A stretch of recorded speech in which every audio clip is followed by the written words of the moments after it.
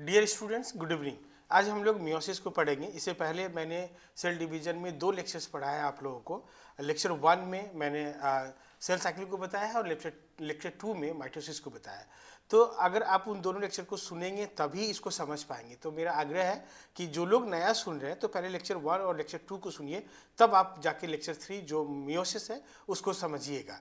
नहीं तो क्या होगा कि अचानक से इस पर जंप करेंगे तो दिक्कत होगी आपको। तो एडवाइजेबल यही है कि पहले उसको सुनिए। दूसरी बात कि एनसीईआरटी आप जरूर पढ़ते रहिए। एनसीईआरटी को क्लास मैंने बताया है कि 6 to 10 जरूर पढ़ते रहिए। तीसरी बात कि जब ये जो मेरा चैनल है, ये चैनल किन किन स्टूडेंट्स के लिए उपयोगी है उसको मैं बता देता हूँ। प्रतियोगी परीक्षा की जो तैयारी कर रहे हैं, चाहे वो क्लर्कल लेवल की तैयारी कर रहे होंगे, स्टेट पब्लिक सर्विस कमीशन का कर रहे होंगे या यूपीएससी कर रहे होंगे, उनके लिए तो कारगर है ही।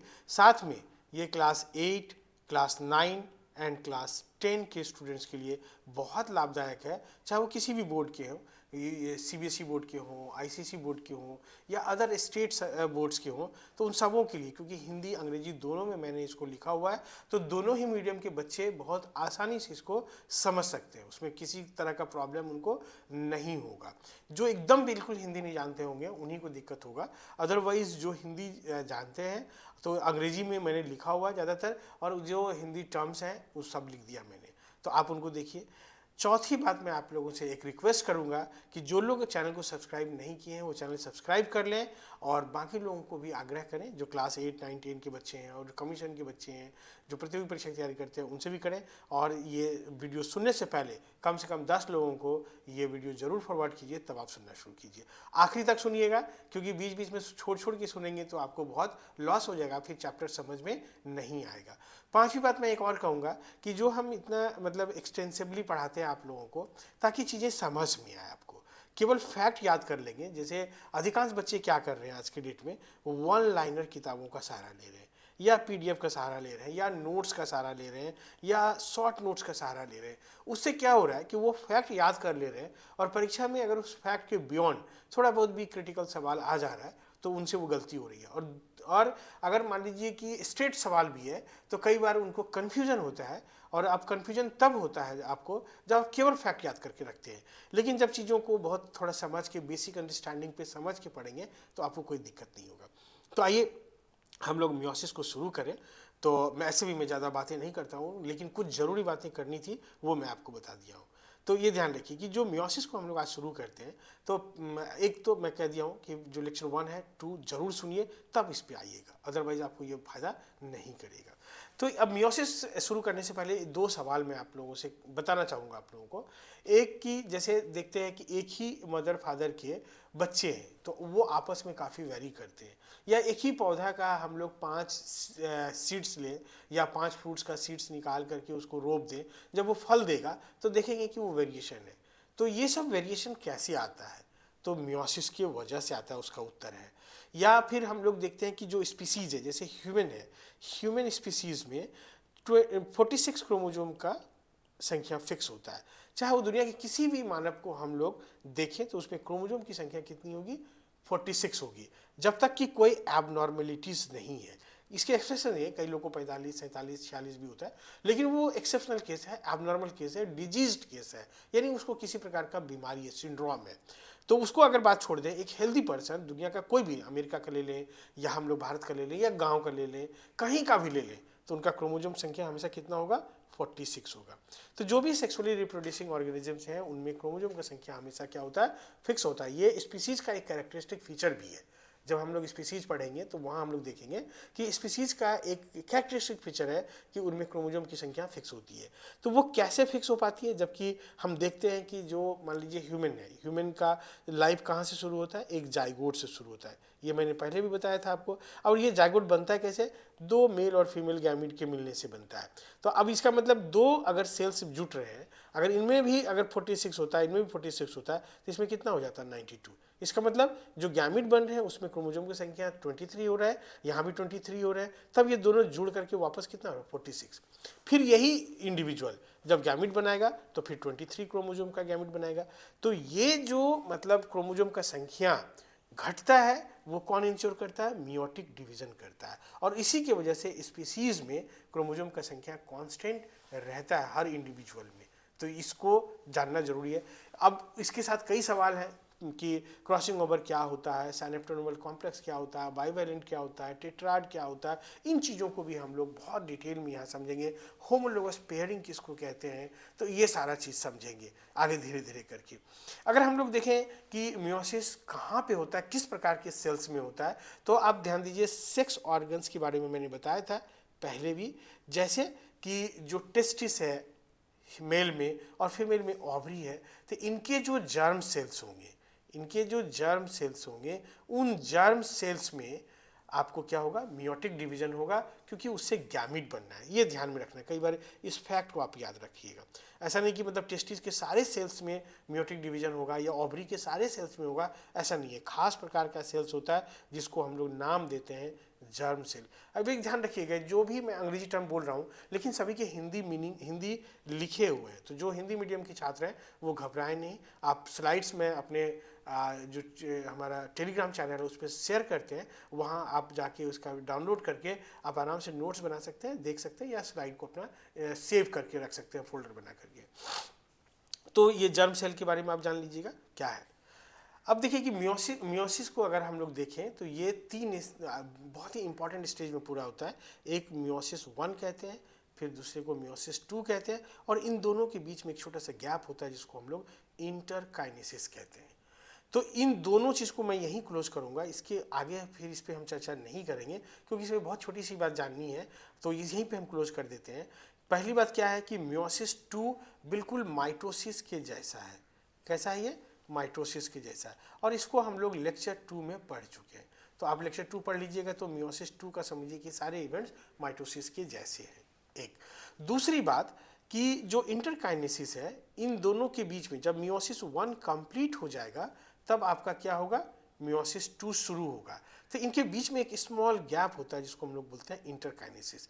अब यहाँ इसको क्या समझना है, खास बात कि जैसे हम लोग पढ़े थे सेल साइकिल में कि इंटरफेज होता है, तो इंटरफेज में हम लोग क्या देखे? कई चीज़ का सिंथेसिस होता है, साथ में डीएनए का सिंथेसिस होता है। लेकिन इंटरकाइनेसिस में डीएनए का सिंथेसिस नहीं होता, ये ध्यान रखिए। यहाँ पे डीएनए का सिंथेसिस नहीं होगा। सवाल यही पूछेगा, एक सवाल मान लीजिए क्वेश्चन दे दिया आपको कि निम्नलिखित में कहाँ डीएनए का सिंथेसिस होता है। ए चॉइस दे दिया इंटरफेज, दो चॉइस दे दिया, बी चॉइस दिया, मान ली ए चॉइस दिया इंटरफेज, बी दिया इंटरकाइनेसिस, सी दिया बोथ, डी दिया नन। बहुत बच्चे बोथ आंसर लगा के आ जाएंगे, लेकिन क्या होगा कि हमेशा वो इंटरफेज में होगा जबकि इंटरकाइनेसिस में नहीं होगा। इसी को याद रखना है, तो ये ध्यान रखिएगा। इन दोनों के बीच में एक गैप है, इसका कैरेक्टरिस्टिक फीचर यहीं पे एंड हो गया। इसके बारे में बता दिया कि ये माइटोसिस के जैसा है। आप लेक्चर 2 सुनिए तो यहाँ कंप्लीट हो जाएगा। इसको हम लोग डिटेल में पढ़ेंगे क्योंकि यही एक ऐसा स्टेज है जो काफ़ी लेंदी भी है, और जितना भी कैरेक्टरिस्टिक फीचर है मियोसिस का यहीं पे इंश्योर होता है। तो उसको हम लोग देखेंगे आगे एक एक करके। जब हम लोग मियोसिस 1 को देखना चाहते हैं तो ये एक बेहद इंपॉर्टेंट इवेंट है, और क्योंकि इसमें जो कैरेक्टरिस्टिक फीचर्स है, यानी मियोसिस को जो हम लोग खास डिवीजन मानते हैं, वो खासियत इसी जगह में जाके उभरता है। तो अगर हम लोग देखें तो ये माइटोसिस के जैसा इसमें भी प्रोफेज 1 होगा, मेटाफेज 1 होगा, एनाफेज 1 होगा और टीलोफेज 1 होगा, और लास्ट में साइटोकाइनेसिस होगा। लास्ट में क्या होगा? साइटोकाइनेसिस होगा, ये ध्यान में रखिएगा। तो यहाँ पे एक चीज़ समझना है आपको कि माइटोसिस की जैसा ही यहाँ भी मियोसिस 1 में प्रोफेज 1, मेटाफेज 1, एनाफेज 1, टीलोफेज 1 और साइटोकाइनेसिस होगा। इसके बाद इंटरफेज आएगा और उसके बाद मियोसिस 2 शुरू होगा। बस बहुत क्लियर है, ये सीरीज आप समझ गए। यहाँ पे आपको समझना है, जैसे अब हम लोग एक एक करके प्रोफेज को, मेटाफेज को, एनाफेज 1, टीलोफेज 1 को पढ़ेंगे डिटेल में, और यहाँ पे आप लोग देखेंगे। तो ध्यान से सुनिएगा, चीज़ें समझ में आएगी, घबराना नहीं है, क्योंकि इसे समझाने के लिए ही मैंने ये चैनल की शुरुआत की है। नहीं तो फैक्ट तो कभी भी हम कहीं भी बम्बार्ड कर सकते हैं, कहीं भी मिल जाएगा आपको। तो वो फैक्ट से आपका कॉन्सेप्ट कभी बिल्ड नहीं होगा, और ना कभी आप किसी को समझा पाएंगे, और ना आप बहुत लंबे समय तक चीज़ों को याद कर पाएंगे, ना ही कोई पेचीदा सवाल को बना पाएंगे। तो इन चीज़ों को अगर हैंडल आउट करना है तो आप जरूर थोड़ा इसको गहराई से पढ़िए, और बार बार मैं कहता हूँ एनसीईआरटी पढ़िए। जब इसको आप अगर मेरे लेक्चर को सुन लेंगे, आप एनसीईआरटी क्लास 12 तक पढ़ेंगे तो आपको समझ में आएगा, कोई दिक्कत नहीं होगा। हालांकि 10th तक एडवाइजेबल है, 10th तक पढ़िए, आपको कोई दिक्कत नहीं होगा।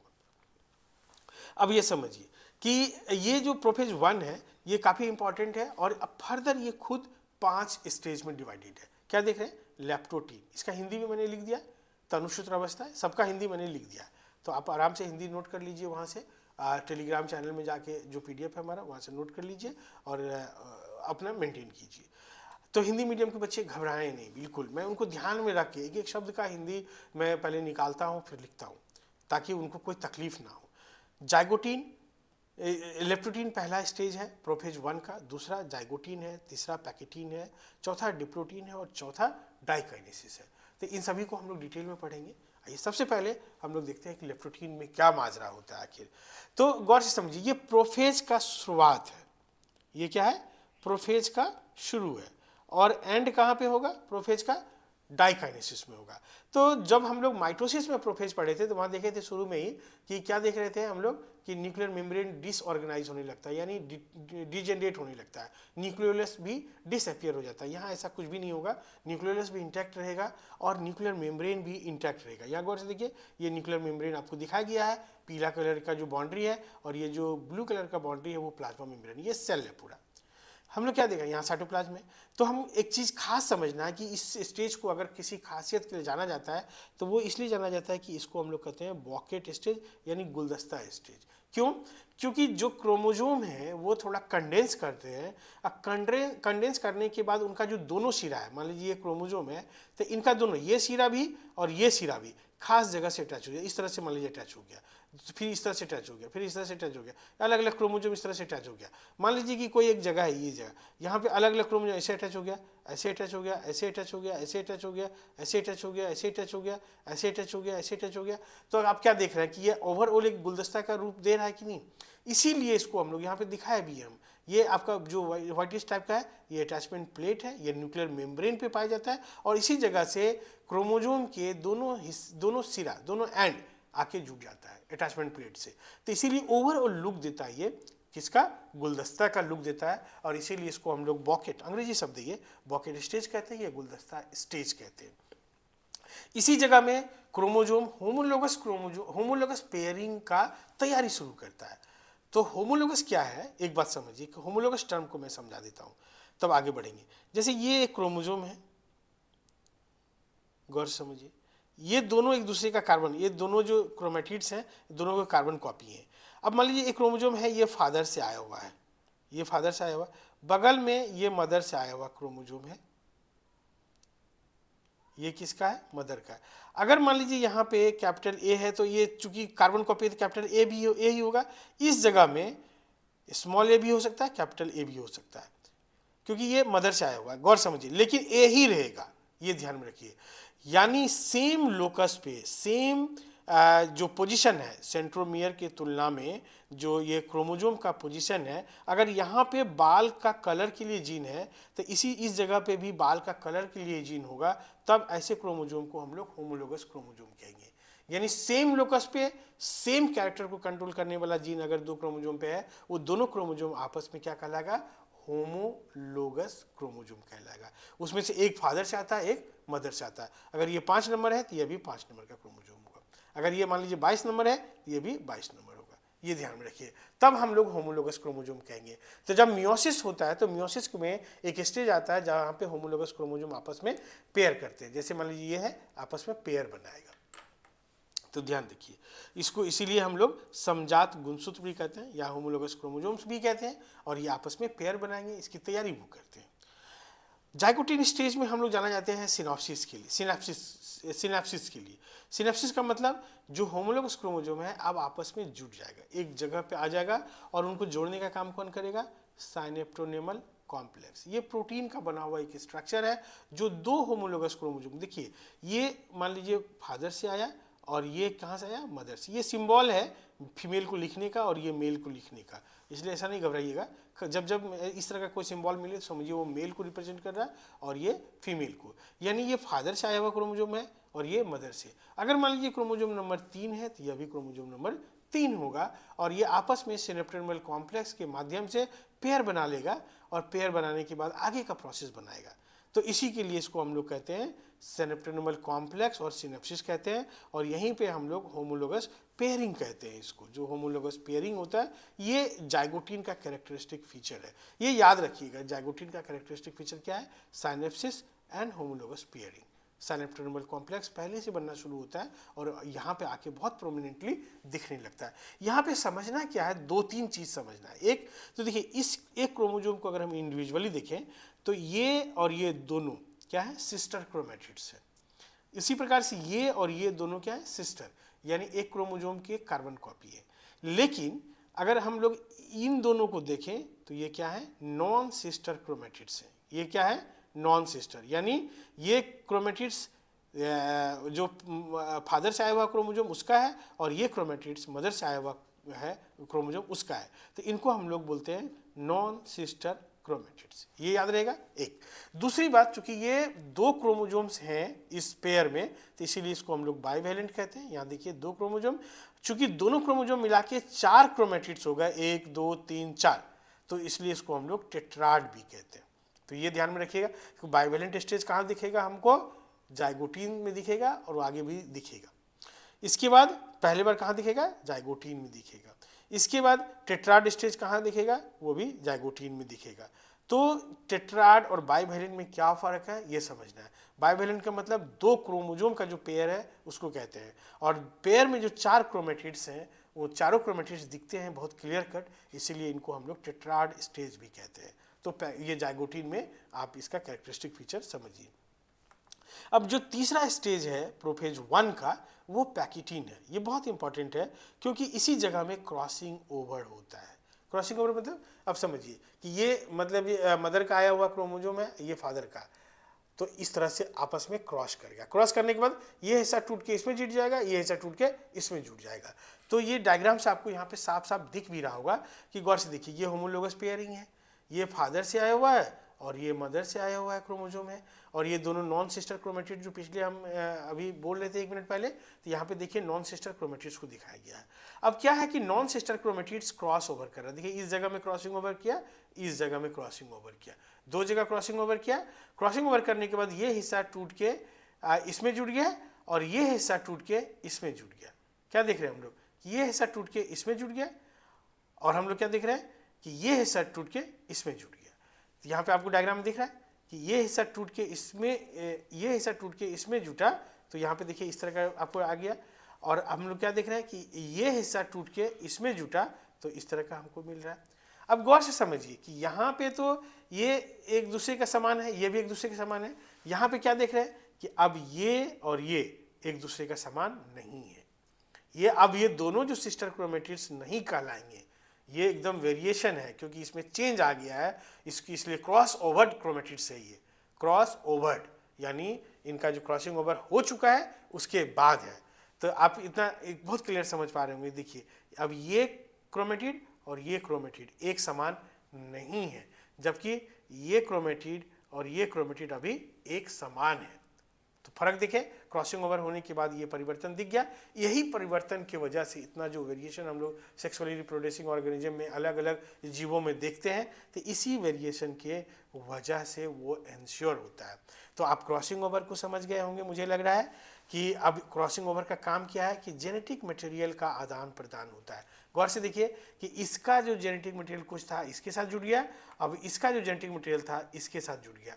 अब ये जो एक गैमीट बनेगा उसमें कुछ हिस्सा इधर का कुछ हिस्सा उधर का रहेगा, कुछ मदर का रहेगा कुछ फादर का रहेगा। इसी प्रकार से इसमें भी कुछ मदर का कुछ फादर का रहेगा, और ये दोनों अनचेंज रहेगा। ये समझिए। तो इतना आपको क्लियर कट समझना है कि पैकेटिन स्टेज में क्या होता है, क्रॉसिंग ओवर किसको कहते हैं, क्रॉसिंग ओवर होने की वजह से क्या फेनोमेना होता है, परिवर्तन किस स्टेज में क्लियर कट होता है, तो पैकेटिन स्टेज में। चौथा अगर हम लोग देखें डिप्लोटीन स्टेज को, तो अब ये देखिए जहाँ जहाँ यहाँ क्रॉसिंग ओवर हो जाएगा उस क्रॉसिंग ओवर पॉइंट को क्याज़माटा कहते हैं। यहाँ पे दिखा हुआ ये क्याज़माटा दिख रहा है आपको, इस जगह में क्रॉसिंग ओवर हुआ है, इस जगह में क्रॉसिंग ओवर आया हुआ है, इसको हम लोग क्या बोल रहे हैं, क्याज़माटा। तो डिप्लोटिन स्टेज का खासियत क्या है कि यहाँ क्याजमाटा बहुत क्लियर कट दिखने लगता है, क्योंकि पैकेटिन स्टेज में क्रॉसिंग ओवर चल रहा होता है और यहाँ पे डिप्लोटिन आते आते क्रॉसिंग ओवर कंप्लीट हो जाता है। कंप्लीट होने के बाद जिस जगह पे क्रॉसिंग ओवर हुआ है स्टिल अभी क्रोमोजोम एक दूसरे से जुड़ा हुआ है होमोलोगस, और बाकी हिस्सा में ये सब हिस्सा से वो अलग हो गया, ये सब हिस्सा में क्या हो गया, अलग हो गया। तो क्याजमाटा का स्पष्ट जो दिखाई पड़ने का काम कहाँ पे होता है, डिप्लोटिन स्टेज में, एक क्लियर। दूसरा कि क्याजमाटा का स्थान छोड़ के बाकी जगह में होमोलोगस पेयर एक दूसरे से क्या होता है, अलग हो जाता है, यानी इस बीच में जो साइनेप्टोनोमल कॉम्प्लेक्स था वो अब डिजेनरेट कर गया, लगभग पूरी तरह से नहीं लेकिन ऑलमोस्ट डिजेनरेट कर गया। उसके आगे का जो स्टेज है डाइकाइनेसिस, ये देखिए खास बात क्या है कि यहाँ पे ये जो क्याजमाटा है वो एंड की तरफ चला जाता है। यहाँ तो मैंने एक आपको दिखाया है कि क्रॉसिंग ओवर, लेकिन कई बार मल्टीपल क्रॉसिंग ओवर होता है, इस तरह से समझिए। ये अब गौर से देखिए, एक क्रॉसिंग ओवर यहाँ, एक क्रॉसिंग ओवर यहाँ, एक क्रॉसिंग ओवर यहाँ, तो 3 जगह हुआ। अब ये टर्मिनल एंड की तरफ बढ़ेगा, ये भी बढ़ेगा, ये भी बढ़ेगा, पुश करेगा। जैसे हम लोग गांठ रस्सी का खोलते हैं तो एक जगह में अंतिम में जाके जुटा रह जाता है, उसी प्रकार से जितने भी बीच में क्याजमाटा थे वो सभी क्याजमाटा एंड पॉइंट पे पहुंच गया एक जगह। अब यानी ये जो होमोलोगस पेयर है केवल एक पॉइंट पे एक दूसरे से जुड़ा हुआ है, बाकी जगह ये कंप्लीट एक दूसरे से क्या है, अलग है। अब यहाँ पे कोई भी साइनेप्टोनोमल कॉम्प्लेक्स नहीं बचा, वो सारा का सारा डिजेनरेट हो गया है। तो डाइकाइनेसिस स्टेज में इसी फेनोमेना को हम लोग टर्मिनलाइजेशन ऑफ क्याजमाटा कहते हैं, कि कई बार आपको पूछेगा टर्मिनलाइजेशन ऑफ क्याजमाटा किस स्टेज में होता है, तो वो डाइकाइनेसिस में। अब ये क्या है टर्मिनलाइजेशन ऑफ क्याजमाटा, आप रट लीजिएगा, लेकिन इस डायग्राम के बाद बहुत अच्छे से समझ पाइएगा। तो यही मैं कह रहा हूँ कि साइंस है, थोड़ा समझिए और केवल मतलब रट्टा मत मारिए। रट्टा मारिएगा तो 1000 बार मारना पड़ेगा, लेकिन अगर इस डायग्राम को आप ध्यान से सुने, अभी अगर अच्छे से देखे हैं और ठहर के आराम से देखे हैं, तो कभी भी आप टर्मिनलाइजेशन समझ मतलब रटना नहीं पड़ेगा, क्याजमाटा रटना नहीं पड़ेगा, क्रॉसिंग ओवर रटना नहीं पड़ेगा, क्रॉसिंग ओवर की वजह से क्यों परिवर्तन हो जाता है ये नहीं रटना पड़ेगा, ये सारा आपका दिमाग में इम्प्रिंट हो जाएगा, ये समझिए। और जो अब हम लोग, जैसे ये प्रोफेज का आखिरी स्टेज है, गौर से समझिए। जब प्रोफेज का आखिरी स्टेज है तो यहाँ पे अब क्या होगा, न्यूक्लियर मेम्ब्रेन डिजेनरेट कर जाएगा, न्यूक्लियोलस डिजेनरेट कर जाएगा, स्पिंडल फाइबर बनने लगेगा, और जो सेंट्रोजोम है वो पोल की तरफ मूव करेगा, जो हम लोग माइटोसिस में देखे थे प्रोफेज में, तो वो सारा इवेंट्स यहाँ होने लगेगा। और आगे आप देखिए कि जो मेटाफेज 1 है, जैसे प्रोफेज 1 के बाद मेटाफेज 1, प्रोफेज 1 बहुत लेंदी है, उनके सारे स्टेजेस को आप समझ गए, अब मेटाफेज 1 है। तो गौर से समझिए, मेटाफेज 1 में क्या होता है कि जितने भी होमोलोगस, ये होमोलोगस पेयर्स हैं, ये सभी होमोलोगस पेयर बीच में सेंटर पे आ जाएगा। जैसे हम लोग मेटाफेज में देखे थे, जो माइटोटिक मेटाफेज था, वहाँ पे जितने क्रोमोजोम थे सेंटर पे आ जाते थे। अब यहाँ पे गौर से देखिए, ये माइटोटिक मेटाफेज का है। यहाँ पे हम लोग अंतर क्या देख पा रहे हैं कि एक ही क्रोमोजोम के सेंट्रोमियर से दोनों तरफ का स्पिंडल जुटता है। यहाँ पे हम लोग क्या देख रहे हैं कि इधर का स्पिंडल एक क्रोमोजोम से जुड़ा और इधर का स्पिंडल एक क्रोमोजोम से जुड़ा। जो ये पेयर है, पेयर में जो क्रोमोजोम है वो एक ही तरफ के स्पिंडल से जुड़ता है, ठीक है। यहाँ पे हम लोग क्या देख रहे हैं, एक तरफ यहाँ जुट गया, एक तरफ यहाँ जुट गया, जबकि यहाँ पे हम लोग क्या देख रहे हैं कि ये एक ही सेंट्रोमियर दोनों तरफ के क्रोमोजोम से जुड़ जाता है। यहाँ पे सेंट्रोमियर इस तरह से स्प्लिट करता है और दोनों क्रोमेटिड अलग हो जाते हैं। यहाँ पे देखेंगे कि दोनों क्रोमेटिड अलग नहीं हो रहे हैं, क्रोमोजोम हम लोग इस पेयर में से एक इधर चल गया, एक इधर चला गया। अभी इसमें हम लोग कितना क्रोमोजोम देख रहे हैं, 1 2 3 4, यानी 1 2 3 4 क्रोमोजोम से, टोटल 4 क्रोमोजोम से। इसके आगे का स्टेज में देखेंगे कि ये 2 2 में बढ़ जाएगा, यही क्रोमोजोम का संख्या आधा हो जाता है। तो मुझे लग रहा है कि मेटाफेज 1 को आप समझ गए होंगे, इसमें ज़्यादा कुछ नहीं है कि जितने भी होमोलोगस पेयर्स हैं वो सेल के बीचों बीच आ जाएंगे, जिसको हम लोग इक्वेटोरियल प्लेट भी कहते हैं, और होमोलोगस पेयर्स में से पेयर का दोनों क्रोमोजोम अपने अपने तरफ के पोल्स के साथ वो स्पिंडल फाइबर से जुड़ जाएगा। जबकि मेटाफेज का जो क्रोमोजोम होता है, मेटाफेज यानी माइटोटिक मेटाफेज का, वो एक ही क्रोमोजोम दोनों तरफ के पोल से जुड़ता है, यहाँ पे ऐसा नहीं। आगे चलिए, एनाफेज 1, ये माइटोटिक एनाफेज है और ये मियोटिक एनाफेज हम लोग दिखाएं। तो यहाँ पे अंतर आपको समझ में आएगा कि जिस तरह से हम लोग माइटोटिक एनाफेज में देखे थे कि सेंट्रोमियर स्प्लिट करता था यहाँ बीचों बीच, और ये क्रोमेटिड इधर चला गया, ये क्रोमेटिड इधर चला गया। यहाँ पे देखिए क्या हो रहा है कि सेंट्रोमियर का कोई स्प्लिटिंग नहीं हो रहा है। जो पेयर था, गौर से समझिए, यहाँ पे पेयर अलग हो रहा है। गौर से समझिए कि ये पेयर में से बीचों बीच ये इधर चला गया, ये इधर आ गया। उसी प्रकार से ये पेयर है, ये इधर चला गया, ये इधर आ गया। देखिए 4 क्रोमोजोम था तो 2 क्रोमोजोम उस तरफ मूव करने लगा और 2 क्रोमोजोम इस तरफ मूव करने लगा। वहाँ पे क्या होता माइटोटिक मेटाफेज में कि ये चारों क्रोमोजोम का जो क्रोमेटिड्स है वो सेपरेट हो गया, 4 इधर जाता, 4 इधर जाता। तो माइटोसिस में हमेशा क्रोमोजोम का नंबर बराबर रहता है। यहाँ आधा यहीं पे दिख रहा है हमको, आधा हो गया। तो इसलिए एनाफेज बहुत इंपॉर्टेंट है कि गौर से समझिए कि 4 में से 2 क्रोमोजोम इस तरफ मूव करने लगा और 2 क्रोमोजोम इधर मूव करने लगा। क्यों? क्योंकि पेयर में से एक क्रोमोजोम इधर गया, एक क्रोमोजोम इधर आया। जबकि यहाँ पे क्या हो रहा है कि एक ही क्रोमोजोम का एक क्रोमेटिड इधर जाता है, एक क्रोमेटिड इधर जाता है। अगर 4 क्रोमोजोम है तो 4 क्रोमेटिड इधर जाएगा, 4 इधर जाएगा, तो टोटल संख्या बराबर रह जाएगा। यहाँ पे अगर 4 क्रोमोजोम है तो 2 उधर गया, 2 इधर गया। ये समझना बहुत जरूरी है। ये आप रट लीजिएगा, समझ में नहीं आएगा। अगर आप मेरी बात को ध्यान से सुने होंगे तो जरूर समझ में आएगा। फिर भी किसी को समझ में नहीं आया होगा तो मेरा नंबर है 6206692145 पे आप शाम के 6 से 9 के बीच में कॉल कीजिएगा। मैं फ़ोन पे भी समझा दूंगा, बहुत सारा आराम से समझ में आ जाएगा आपको हम एक्सपेरिमेंट फ़ोन पे डिटेक्ट करेंगे, आप एक्सपेरिमेंट कीजिए, आपको समझ में आ जाएगा। अब देखिए टीलोफेज 1 है, तो टीलोफेज 1 ये आखिरी फेज है जो मतलब कैरियोकाइनेसिस का। तो यहाँ पे हम लोग क्या देख पा रहे हैं कि जो हैप्लॉइड एक टर्म है डिप्लॉइड, पीछे भी आया हुआ है हैप्लॉइड डिप्लॉइड टर्म। तो यहाँ पे देखिए डिप्लॉइड टर्म है, यहाँ हैप्लॉइड टर्म। हैप्लॉइड और डिप्लॉइड में अंतर क्या होता है कि गौर से समझिए कि अगर मान लीजिए क्रोमोजोम का संख्या जैसे 46 क्रोमोजोम है तो 23 पेयर्स हो गए। अगर किसी सेल में 46 क्रोमोजोम है तो उसको हम लोग क्या बोलेंगे 2n, मतलब 2 सेट ऑफ क्रोमोजोम से, एक मदर से आया हुआ है, एक फादर। n का मतलब एक सेट। अगर किसी सेल में 2 सेट है तो उसको हम लोग क्या बोलेंगे डिप्लॉइड। अगर किसी सेल में एक सेट है तो उसको हम लोग क्या बोलेंगे हैप्लॉइड। यहाँ पे गौर से देखिए कि अगर मान लीजिए अगर ह्यूमन का हम लोग लेके चले, अगर यहाँ पे हम लोग कि कोई ऐसा ऑर्गेनिज्म लिए हैं 4 क्रोमोजोम है तो अभी ये किस स्टेज में है 2n स्टेज में है। लेकिन अब ये किसके तरफ बढ़ रहा है n स्टेज की तरफ। यहाँ पे गौर से देखिए यहाँ पे 2 क्रोमोजोम, यहाँ पे 2 क्रोमोजोम, तो इसलिए मैंने n लिख दिया है डायरेक्ट। तो जो 4 क्रोमोजोम में से 2 इसमें चला गया, 2 इसमें चला गया। ये नए सेल न्यूक्लियस है। ये क्या है न्यू न्यूक्लियस है, ये हैप्लॉइड न्यूक्लियस है। यहाँ पे हम लोग लिख सकते हैं कि न्यू, ये न्यू हैप्लॉइड न्यूक्लियस है। ठीक है, तो ये जो बनता है टीलोफेज 1 में 2 हैप्लॉइड न्यूक्लियस बनता है। इसका कहानी कहाँ गढ़ा जाता है एनाफेज में। एनाफेज में हम लोग देख पा रहे हैं कि जो ये सेल पहले 2n था यानी 2 सेट था क्रोमोजोम का, अब इसमें से एक सेट क्रोमोजोम एक पोल की तरफ, एक सेट क्रोमोजोम दूसरे पोल की तरफ जाता है और फाइनली हमको इसमें एक सेट क्रोमोजोम मिलता है, यानी इसमें 2 ही क्रोमोजोम मिलेगा, इसमें 2 ही क्रोमोजोम। अगर ये ह्यूमन का रहता, अगर मान लीजिए स्पर्म बनना है या ओवम बनना है तो उस कंडीशन में इसमें 23 क्रोमोजोम होता, इसमें 23 क्रोमोजोम होता और इसमें टोटल 46 क्रोमोजोम रहता। तो ये समझिए। तो हैप्लॉइड और डिप्लॉइड को आप लोग समझ पा रहे होंगे खूब अच्छा से, मुझे लग रहा है इसमें कोई दिक्कत नहीं होगा। और जो टीलोफेज 1 है यहीं पे मान लीजिए कि साइटोकाइनेसिस का भी प्रोसेस चालू होगा। तो ये देख रहे हैं ग्रुप बनने लगा, इसी को हम लोग बोलते हैं क्लीवेज फ्यूरो, जो पढ़ाया हुआ है पहले। तो अब इसके बाद जो है हमारा साइटोकाइनेसिस आएगा।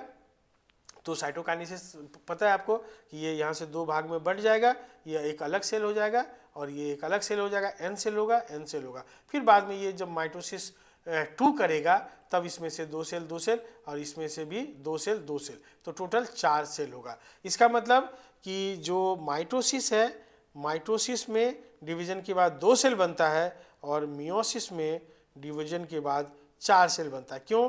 क्योंकि यही अब ये जब 2 सेल में बटेगा, गौर समझिए, यहाँ से जब डिवीजन होगा तो ये 2 सेल बना लेगा, फिर ये जब माइटोसिस 2 करेगा, ये भी माइटोसिस 2 करेगा तो 2-2 सेल बनाएगा। तो टोटल हम कितना देख रहे हैं 4 सेल। ये सवाल बहुत बार आता है कि मियोसिस में टोटल कितने सेल बनते हैं, एक डिवीजन पे 2 सेल, और मियोसिस में कितना बनेगा 4 सेल। 4 सेल क्यों बनता है आप समझ गए, क्योंकि एक मतलब मियोसिस 1 कंप्लीट होने के बाद 2 सेल बनेगा और फिर मियोसिस 2 कंप्लीट हो जाएगा तो फिर उन दोनों से दो दो सेल बनेगा, तो टोटल 4 सेल बनेगा। इसको हम लोग डायड स्टेज भी कहते हैं, क्योंकि यहाँ से जब 2 सेल बन जाएगा टोटल, तो उसको हम लोग क्या बोलेंगे, डायड स्टेज बोलेंगे।